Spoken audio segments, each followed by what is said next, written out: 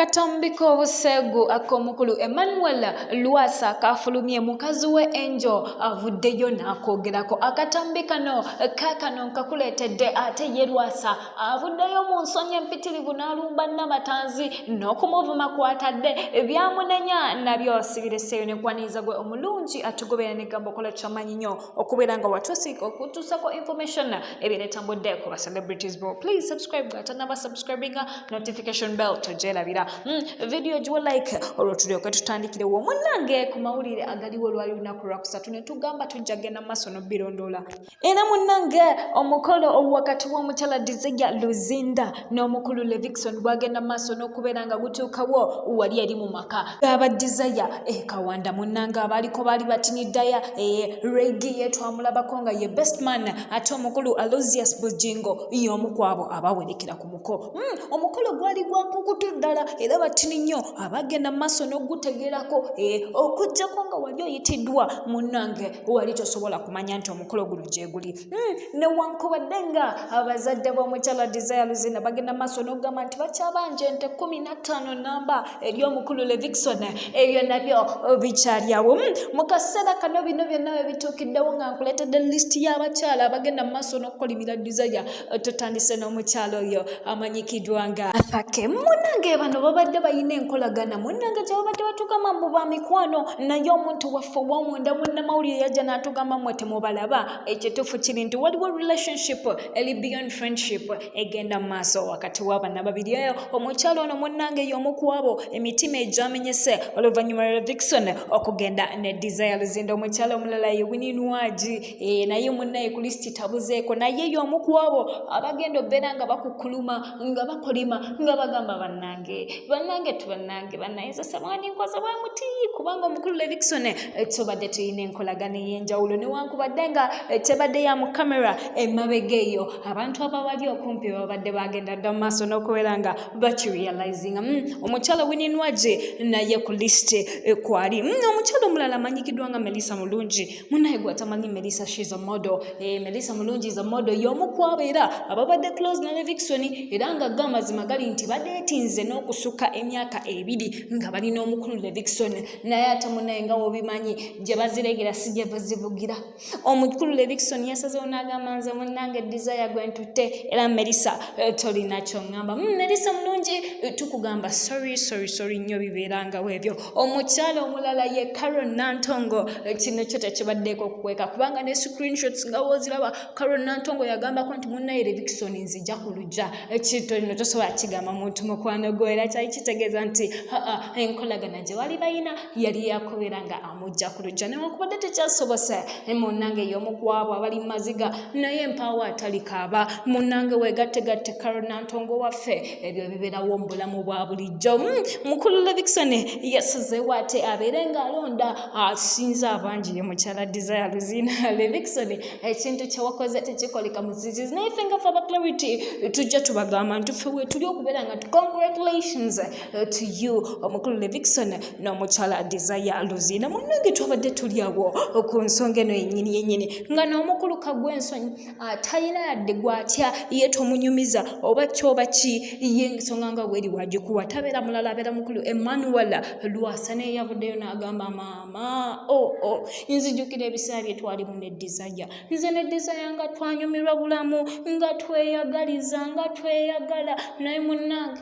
Levixon wasitutta omuntu ali self-contained. Omukyala Desire oyo gwolaba obw'omutuukako ogamba bugambi ono gwe mbadde nnoonya. Njukira babiri bano badetingako newankubadde bayawukana mu ngeri etali nnungi nga obimanyi ebya Lwasa tebigwa mu bulungi. Teyakomye ku munnange nagamba nze oyo omukyala oyo gwe mulaba Namatanzi kazaala bulwa Namatanzi oyo muntu mubi nnyo muyinza omulabirawo ne mugamba nti muntu mulungi naye nedda muntu mubi. Tumubuuza Lwasa okolimira kinagamba nze gwe mulaba nali nkola bulungi ne Desire nga tuli ba mikwano nga ne relationship etambula ddi oyo omwana gwe mulaba Namatanzi nampagawaga nemba ku mukyala wange naye nga anyway Levixon mwagaliza kisinga. Nga tukyali ku nsonga za Lwasa twanoonyezaako ku mukyala Angel ne tumugamba Angel tewandikikoze ekintu ky'okutaakatambi ka Lwasa ng'ali ku buliri bwe yeevulungula ng'ali bwereere ddala n'otulaga katutu k'omwami omanyi munnaye baagambye talina alina katutu bannange n'atugamba nze kambabuulire nze enjo waabwe abantu abamanyi wamma aba Clarity Source kambabuulire musobole okutegeeza abantu abalala engeri gye tweyama okubeera nga tubatuusako information ne tumugamba tugambe n'agamba nze abantu abamanyi abansembereddeko bamanyi empisa zange sinza omu ku abo abantu basobola okukera ku makya n'enswaza omuntu gwe mbadde naye omwami oyo yakyala ewaffe yakyala omukolo ogwali ogw'amaanyi nnyo lwaki mbeera ngenda mu maaso n'okubeera nga nsaasaanya ebifaananyi bye ye n'agamba ate si yeye n'agamba oyo kalibattanya oyo yeekuba ekifaananyi kya lwasa wano ne mulyoka mumutijjisa ne muwoza kalibattanya nti ate ne mbalaga nti nkyasobola okuddayo ewa mwami wange newankubadde nga twafunyemu obutakkaanya obutali bwa bulijjo nensalawo n'okubeera nga te divorce papers nziwaakingako nkoye ebintu lwasa bye yeekola nabalaga luli erijjukira omukyalo ono ali depressed yagenda maaso n'okubeera nga akabira ne mu kamera olw'ebyo lwasa byagenda okukola kano si ke katambi akasoose omukulu lwasa okubeera nga kafuluma nga yeekola ebintu nga bino lwasa ze nga abikola kyokka ate takoma ku ekyo avayo ye kennyini n'agamba ye ekituufu yenze mwandabye akatambi akasaasaana munnange engeri gye tulinako abaana bato sijja kubeera nga nkakulaga naye gwe akeetaaga mukwano akatambi kowe kali munnange twagezezaako okumubuuza kalibattanya yakomawo n'agamba nze simanyi namanya naye ffe nga wotomanyi aba Clarity Source ensonga tetuziviirako awo nga tunoonya kalibattanya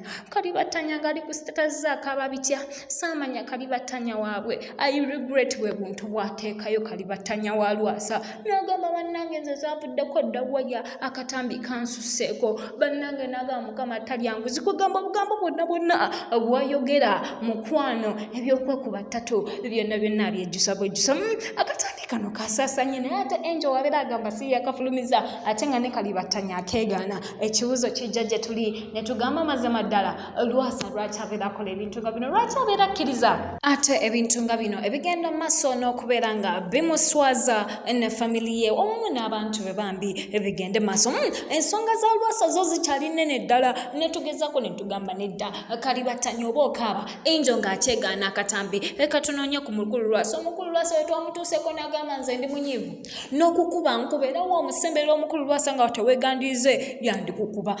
ne tumubuuza n'atugamba nze omuntu gwe nninako obuzibu yeddala n'abatanzi bannayo oyo omukyala nze gwe mulaba lwasa kale nze siganye twali twayawukana nze neddayana n'abatanzi naye nze nasalawo mbireke era lunaku lwali lumu n'ensalawo ngende n'eri ku butiiki ye muguleko stokisi kubanga nze lwasa waabwe nga mumanyi ku ssente zange njagala nnyo owagira abantu bwe natuukayo oyo omukyala yafuluma butiiki ye najja nampandulira amalusu ekyo kintu kyakisiru nnyo omukulu n'akuba emmeeza ne tumugamba kakkana lwasa n'abatanzi yakoze n'agamba yampandulidde amalusu era omukyala oyo nalowooza ku kyokumutwala ku poliisi mbere nga muloopa kuri ekyo kye yankoze naye munnaye nenzikakkana olw'ensonga nti nze yali agenze mu maaso n'okubeera nga mulumbagana ewuwe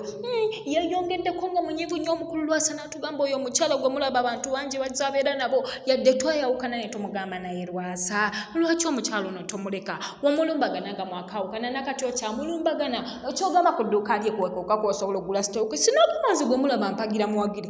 okubeera nga mwekyawo ebintu ne bigaana musango ne tumugamba nedda olabika owulira nnugu engeri gye yasenguse kati ng'abeera ne Mr. Lee engeri gy'abeera ne Mr. Lee kati olabika oyagala nabo kubaawukanya naye tekijja kubeerawo bannange eby'omukulu lwasa bikyali biwanvu akatambiko katulaba ani anaabeera yavuddeyo n'agamba nti nze yakatadde byonna bibeerawo ne Clarity Source 256 nkusuubiza okubeera nga byonna nja kubikutuusa kuwebale kubeera nga otugoberedde okuva gye twatandikidde okutuusa wannegamba okula kyomanyi nnyo okubeera nga weesiga the one trusted media source ebeera Clarity Source 256. Please subscribe gwatana subscribe nga tokaako nga tokikoze notification bell giteekeko olw'ebintu bijja kutambulira bulungi information will just pop up on your phone olw'ebisigadde obeere nga obitukwasa mubeere bulungi mweraba bamikwano.